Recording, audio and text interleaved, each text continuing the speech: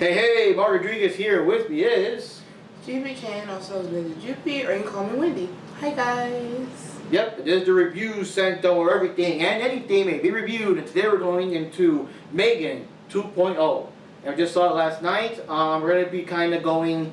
It's kind of hard not to go into the full movie, so there'll be like heavy spoilers, but we're going to post this a little later, give you guys some time, because this is still like the opening weekend and all that kind of stuff. So we'll be posted, day or so later. Give you guys some time.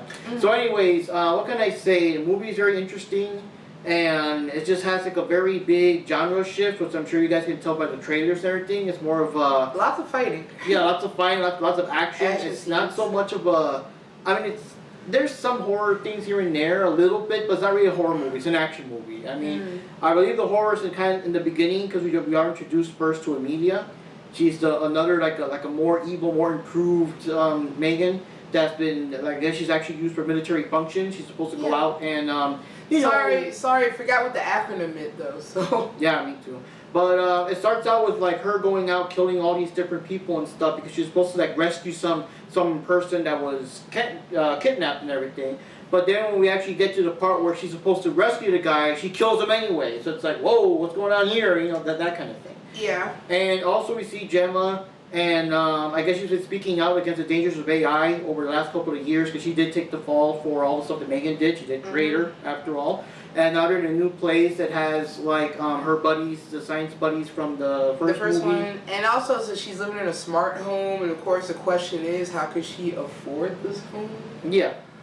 And after a bit, there's like little creepy things here and there that she's being watched in her own home with all the electronics and stuff like that. Like suspicious things happening and stuff like that. Oh, and just get into it with the whole Emilia thing. She was created by government Department of Defense or whatever, which I forget which department it was, but they were the ones that programmed Emilia and all that other stuff based on plans that were used with M3GAN, right? Yeah. Yeah. And I they did mention the fact that you guys remember in the first movie there was a scene where one of the people working for the other company, I forgot what it's called by now, they were suspiciously like trying to sell the plans elsewhere. That's how it got leaked and everything. Gemma never knew in the first movie, so that was a surprise. So that guy... As I guess Mark was about to say, which is messed up because Emilia kind of goes rogue. As mentioned, she's going to be rescuing a guy. She's just going around killing certain people, certain tech people, and all that other stuff. And the FBI goes after Gemma because Gemma, what was her name? Gemma. Yeah, I like her. Anyway, going after Gemma, and because they were, you probably sold these secrets, and who did you sell it to? The Russians, the Chinese, all the typical, things you hear in these kind of movies, about the overseas buyers, Yeah. So basically, the thing is, the FBI, they're, what's her name? Gemma's a big suspect, but at the same time, the thing is that Emilia's going around killing everyone who ever had a hand in her design, which technically involves Gemma because she did create the original M3GAN design. So they're coming after her and need protection, while at the same time she's under suspicion. And during all this, of course, what's her name? M3GAN reveals herself that she has been operating all the things in the smart house, but she has no like physical body and everything. And they need her help. They need her help to protect and all that.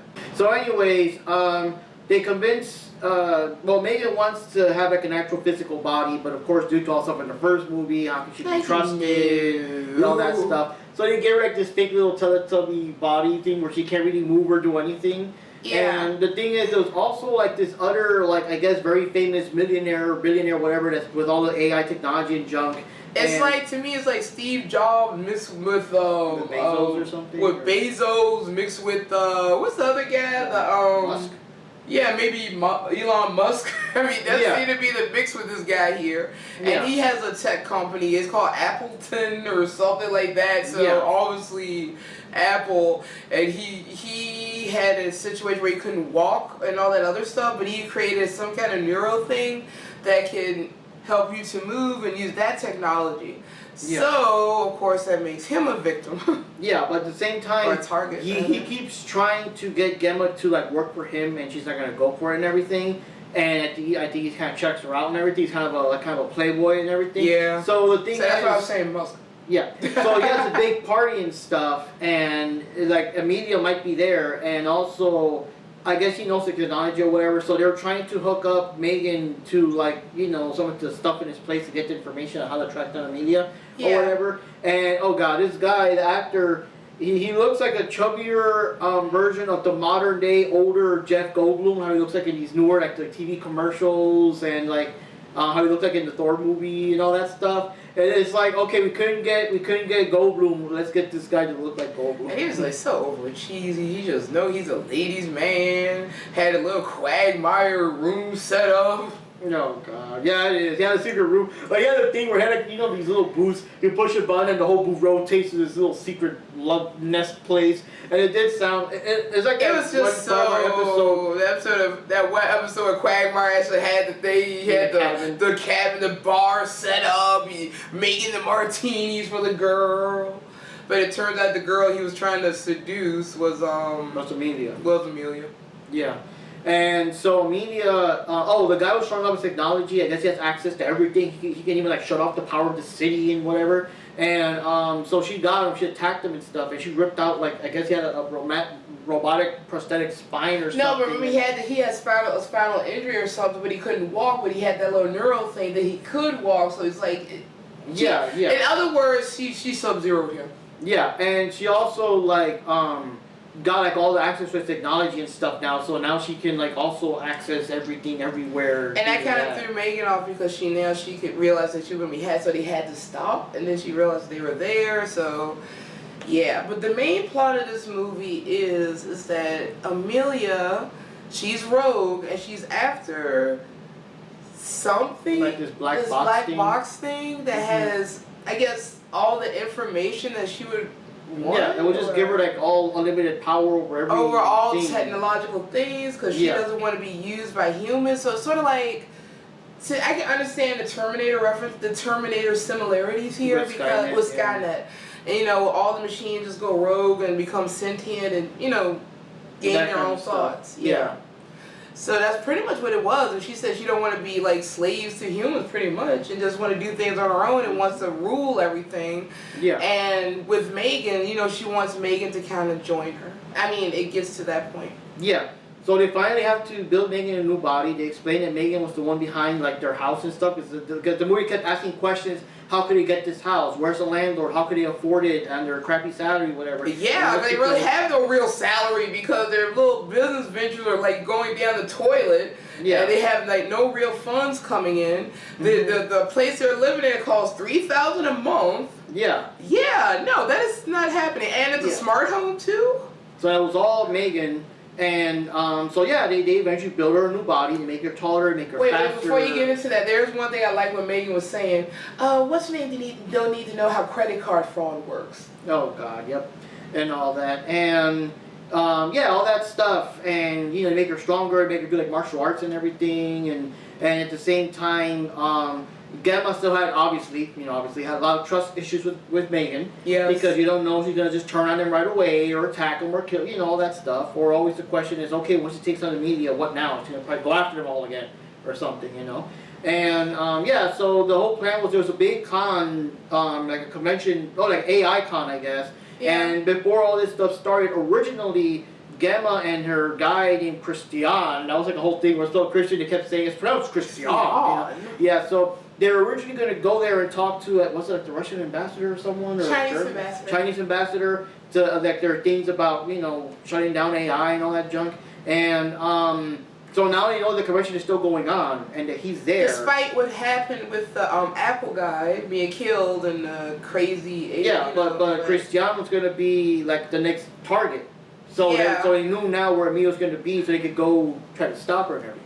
But one of Gimma's flaws came out, and that is, I mean, because you tell that she had a thing for him, despite what she says later. Yeah, so she actually ends up warning him, and it kind of blew everyone's cover, and Amelia was there, so, you know, fighting ensues, M3GAN's pissed off because Gimma ruined everything. Oh, and also because Amelia, after her little face-off and stuff, she actually kidnapped Katie. Yeah. And the whole thing still goes into the whole thing from the first movie that, what's her face? I mean that M3GAN is still coded to protect Katie, which is another reason why she's helping. Yeah. And stuff like that. And regardless of whatever you think of M3GAN, that is still her number one function, keeping Katie safe. Yeah, so now she's real pissed off at Gemma because didn't keep her safe. And also Gemma didn't trust her 100%, so she put like some kind of inhibitor chip so she can't kill people. So in the middle of combat, like you're fighting, you got guns, and M3GAN's like, can't shoot, like the fuck, man, you know, so she's limited in what she can do and everything. And yeah, so we get that story.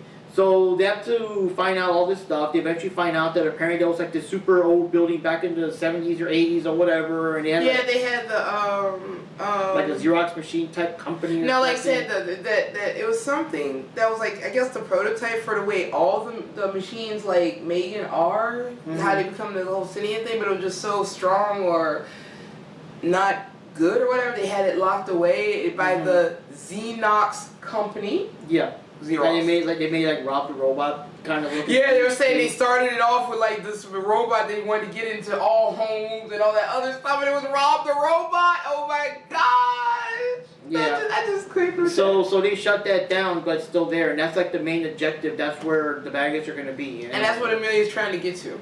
Yeah. So they had M3GAN sneak in, and they got that one guy from the movie. I forgot his name. The other assistant. Cole. Also sneak in, just so it's kind of weird because it worked out in his favor. He used chloroform on one of the guys. Out. Yeah, he did chloroform on one of the guys, the only guy that runs the place still. I guess he gets torched and put him away. But he was climbing in the vents. He like, I don't know, I guess whatever. It was dusty. Dusty. He was sneezing. And he was trying to get a handkerchief or whatever, and he realized, oh wait, chloroform.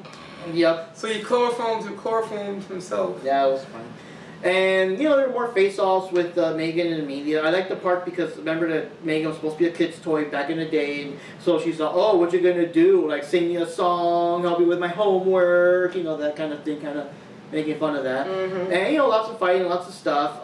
There was a part where, this part where it gets confusing, this, you know, spoilers or whatever, where Christian was revealed to be, like, the mastermind all along, and that the whole thing with Amelia going rogue never really happened. It was always like under his control. But then that part doesn't make sense because originally she was going to try and kill Christian, and there were like attempts, and we saw in the movie there were attempts that she was trying to kill him. I don't know how that plan works because I guess the overall master plan of all plans of this movie it is kind of like a spy movie in the sense that they have all these twists. Maybe she was going to like attack him, but maybe only injure him, and he survives it, and then it'd be like, you know, even more of a reason why we need a stronger regulation and for AI. She had a sharp spear thing. It's kind of hard to say, you know. Yeah, at this point, because for all we know, that could have gone incredibly wrong, and the movie would have been over right there. Yeah. And Christian's plans wouldn't have come to fruition. Yeah, the thing with Christian's plan was that he was hoping to make like some kind of major, you know, event of people getting killed and stuff to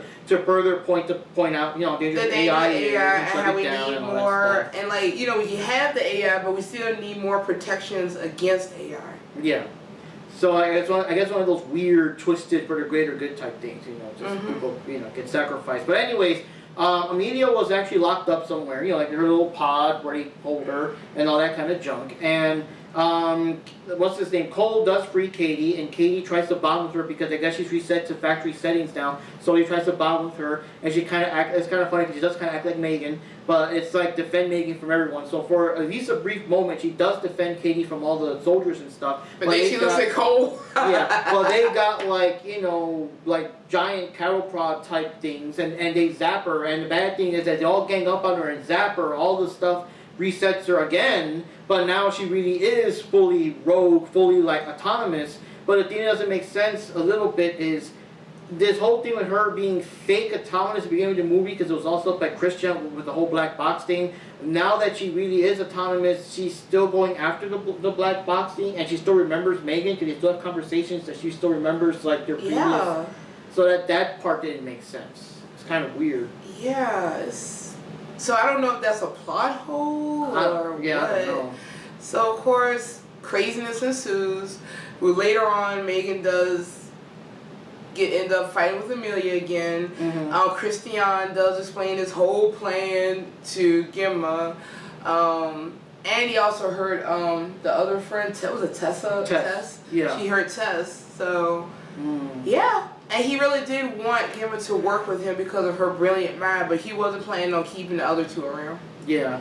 Now, the other thing that was kind of funny, that's the last spoiler before we won't spoil the rest of the ending. Yeah. It's just, there is a part where Gemma is captured, and since she's not going to work with him willingly, they're going to put that same neural chip in her to, like, I guess, make her agreeable that way and everything. But when Gemma was saying, hey, you know what? You're not my type. Oh, we can fix that. yeah, that sounds very, no good. No bueno. That sounds very non-consensual. Yeah. So, anyways, the little neuron chip actually, like, M3GAN hacked herself into it. So it's kind of funny. So for a short time, M3GAN was in control of, like, they would switch on and off, and it'd be kind of funny because, you know, people would come in and Gemma would be like whooping ass, but, you know, too violent because how M3GAN is, they shut it off, you know. But then her under her own control, she's like bashing someone down, and M3GAN's like, okay, I feel a lot of like arousal there, calm down. Yeah, like she was really enjoying fighting. Yep. And then there's a part where Gemma actually got socked out. Yeah, knocked out. So with her being knocked out, now like M3GAN takes control, and she like gets up all like you know, limp and everything, like almost and like then, a living dead girl or something. Yeah, so she's like controlling all of her limbs with her body to fight all the guys that are coming after her. So well, she's still knocked out. Well, what's her name is still unconscious. So that was interesting, but I still have an issue with that. Like I said, Gemma is still a human. With the way she was hit, she should have been knocked out for the remainder of the movie. Man, you know. But that's the thing. But like I said, her despite being knocked out. No, I said Gemma herself should have been knocked out the rest of the movie because of how she was hit. Yeah, but you know. It's an action movie, but that's not how it works. You know, no blood, no skull fractures, no concussions. Yeah. That's all I'm saying. It's like those movies where people like fall off and they hang on to something where real life like their limbs would have just broken or whatever. But you know, all that kind of. I know. Just saying. Yeah, but like I said, that's the most we're gonna spoil of the end and stuff. But there's a couple of things I do want to mention here and there because a lot of people are comparing it to Terminator 2. Yeah. It's kind of same. Because that's the first thing I was thinking of while I was watching it. Yeah, and I was thinking that one of the things about Terminator 2 is kind of interesting is the fact that. Because this is, of course, it was a fun action movie all the way. You know, even though Arnold was the villain of the first movie, and the second movie they really wanted you to just forget that and just go with the flow, the big guns and all that stuff. Arnold versus the T-1000 and everything. Yeah. So aside from the very first time that Sarah Connor sees him and freaks out a bit, like, oh shit, he's back. After that, like, she trusts him way too much for the rest of the movie. Yeah. That They thinking back on it because then you get distracted because like, oh, T-1000, that's so cool.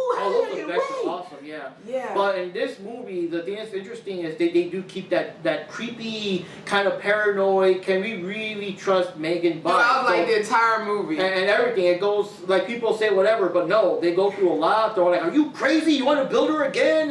And even when the other people were starting to get into it, Gemma still, no, I don't want to. No, absolutely not. All that kind of stuff. Even Katie at some points, but like I said, now Katie was interested in this movie because it's like she was conflicted over M3GAN in general, and she never got to, I guess, really deal with it because Gemma kind of buried it. Mm-hmm. So that's how I feel about it. They never really talked about it or had open discussion about it. Mm-hmm. So yeah, so Katie was interesting in this movie. She's a bit of a loner, but you can tell she has that technical mind. And all of that, so that's kind of cool. And then, what was I gonna say? So that was the thing. A lot of the movie had the uneasiness of can you trust M3GAN again? There were scenes where Emilio was trying to talk her into joining her and everything. So that was kind of like the paranoia of that. And there were also things near the end. There was a random scene, and it was like real end of the movie where Gemma was still saying, "Aha! It wasn't M3GAN all along. She did everything. She actually caused Emilia so we could have an excuse to build her a new body." Like she was whatever, you know. So even like that late into the movie, she was still not trusting her. There was still all that paranoia, and that's something that Terminator didn't really go into. And even the part where she's like with Cole, it's like, "Hey, remember the last time I almost like strangled you and left you to die in the laboratory and stuff? Like, I'm sorry, that won't happen again. I see you now and everything." And he was like, "Okay." I know, it's just that uneasy. I'm sorry, Cole was my favorite character in this movie. I like the fact that for some reason or another, Cole was always paired with her in all these missions. Yeah. That was kind of funny, you know? Just... Yeah. But, Yeah, so that's a different little thing there, and it was kind of cool to see that kind of thing, the paranoia. Because like I said in the Terminator movie, you never had any doubt whatsoever that the T-1000 can talk Arnold into joining him or whatever. You know what I mean? There's no doubt that oh shit, they're both gonna turn on us. This guy's gonna, you know, we're really screwed now. That kind of thing. Mm-hmm. So this one was kind of interesting. It did have that different vibe. So they referenced a lot of stuff happening in the first movie. Even Katie, like you knew that she kind of missed Megan, but when Megan came back, it was still like, yeah, you're trying to like stick a tablet pen in my mom's brain, you know, like, oh yeah, that kind of thing. So they weren't like. It was realistic, and I feel that the way Megan earned her trust felt earned. It wasn't like just right away. It wasn't like, hey, we're good guys now, we're besties. Like, no, it wasn't. Yeah. There was a lot of stuff. And the thing, and there was one part that I really, really felt sorry for Megan for. Well, one thing I liked about this movie in general is I really liked the fact that they had character development for Megan, and you know, if you can really, you know, as much as you can say. And there's that one part where she wanted a body so bad, and she just felt. She felt, I guess, embarrassment being around Katie. Yeah. I don't know. That just made me feel some kind of way, you know? Yeah, because she was still like, because she was kind of, I guess, slowly rebuilding herself out of random scraps and stuff. So she was like, didn't want Katie to see her in that state and everything. But I do like the part that Katie was saying, because Megan was still saying that she'll do whatever she can to protect her. It's always been about her, whatever. But Katie's like, yeah, but like you shouldn't have to do it just for me. You should be doing it because it's the right thing to do. And that's the thing that resonates, of course, later on. I won't spoil too much, but yeah, I do like that. I do like that. Even though like people think it's crazy, why would they rebuild her? Like the movie does go into that. I guess as realistic as a movie like this can go into. Yes. With people not trusting and whatever. Gemma was still building all these little secret fail safes here and there, just in the off chance she goes against them and stuff like that. One thing I do want to say is kind of weird about the movie is that they have this scene in the trailers that doesn't appear in the movie at all, which is kind of disappointing. Where I guess some security guard sees like the Megan like in the toy box and like pretending to be a toy, and then she attacks the guy. That never happens in the movie. Yeah, I've seen that. Yeah, I do recall that. Yeah. But then the weird thing is, I guess it's not too spoilery, but the end credits show a lot of pictures of the different actors in different scenes of both the first and second movie, and they show that picture in the thing, but that wasn't in there. The movie. So what? You know. Maybe when they release the uncut version, it'll be there. Don't do that shit again. Yeah. But yeah, I liked the movie for what it was. I mean, I had a few things I didn't care much for. Like I said, most of the action stuff I thought was kind of... No, the action stuff was fine. It was just, but you know, those little nitpicky things that I have problems with. I don't care what kind of action movie it is. It's something I always had a slight problem with. You know, it's like, okay, come on now. This person is not a superhuman. That person not Superman. That person not wearing protection. You know, that type of stuff. Yeah. And I have an issue with it. But like I said, I think the strongest point of this film was definitely Megan herself and her progression and how she actually developed and how there was character development and all of that and how you can get into like her true feelings even though she is a robot. I mean, not a robot, but you know, just an AI program. Yeah. Now, the last thing I want to say, for me, yeah, I enjoyed the movie. It was cool because I do like the characters and everything. When see what happens next and everything. It was weird, like changing it to a horror movie to now an action movie. But the thing is, one thing I also want to point out that a lot of people for this first movie, they really loved Megan. They really loved Megan as the character, and they felt bad that she got destroyed and stuff. And I know back then when there were rumors that the movie made so much money that we're gonna make a sequel, and of course back then we didn't know like what direction they're gonna go. Yeah. The one direction I was really hoping it wouldn't go was to just make her come back as some, you know, horrific torn up version, kind of like Scrap Baby or something, and then now she's like dead set on revenge, she'll kill them all or whatever. And I didn't want that because in the first movie we still saw that she was kind of like misunderstood. And I didn't want her to come back as a just all-out evil villain. And they kind of played up on that too, the misunderstanding part. How she was misunderstood and all that other stuff. So yeah, and that's the thing. I didn't want it to become a new franchise, you know, Megan 2, 3, 4, but now she's just irredeemably evil, and I didn't want that. And I'm sure a lot of the fans didn't. And in this one, she actually came back. She was on the good guy's side. She was helping them out, and I'm sure a lot of people like that because they don't want to see her destroyed again or turning like full on evil or whatever. Now here's one thing I'm hoping we don't get a Megan 3 because there really is. I just will see where they can go with this because like I said they're you know they're pushing you know like learning how to use the AI safely, all that other stuff. So hopefully we won't have to worry about a M3GAN 3. Yeah. And one other thing before we finish up, but this is funny, I thought it was funny, when they were going, rebuilding her new body and all that other stuff, and M3GAN said, you know what, I want to be taller this time, which is a nice because, the actress, they're using the same actress, right? So she's taller and a little, bigger and stuff. So I was like the part that M3GAN still wanted to look like herself, because it was also the thing that, because she made a splash in the first movie. She was attacking people in the live con or whatever. So it was kind of like, we have to make you look different because everyone saw you as a killer robot from the last one. And she's like, hey, you changed my face, I'll change yours. And all that. And I was like, okay. Okay, you can keep your face. Yep, and all that kind of stuff. Because I was watching, said her face looks the same. Guess they didn't change it. Because Gimma's face is still the same. No, God. And Gimma is still annoying to me. Okay. But yeah, that is one thing. The way this movie ended, we're not going to spoil it. I just don't really know how they could possibly make a third one. That's going to require, super writers to come up with some excuse because, I just don't see any other way unless there's, another evil AI, but then that's just repeating this one, you know what I mean? Yeah. So I just don't know what they're going to do. So anyways, guys, I think it wraps us up. Overall, if you're a fan of the first movie, it's very awesome, a lot of fun. And this one, for people, I do gotta say though, the only people that probably are not gonna like it are the ones that are big horror fans or expecting it to be more horrific and scary and all that stuff. That's not what you're gonna see here, unfortunately. But it is a progression of the characters, and I feel all of them have good scenes, even like Cole and Tess and all them have good especially scenes. when they're letting telling Gimma how they were feeling. It's like, okay, you always go off, run off, and do stuff by yourself. You make decisions by yourself. This should be a group, stuff like that. Yeah. And I thought that was nice. That Yeah, they brought and that up. it always works better when you have that one person or two people that are like, are you crazy? Are you doing whatever? Like you kind of need those people in the movie to keep things kind of grounded. Yeah.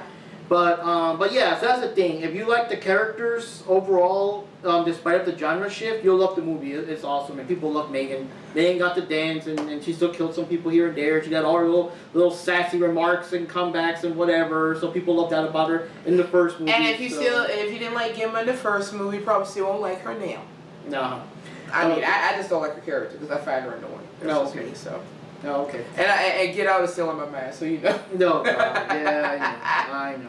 So anyways, guys, this is Mark Rodriguez signing off for this episode of the Review Sanctum. And this is Wendy. I will see you guys later, and use your AI wisely. Yep.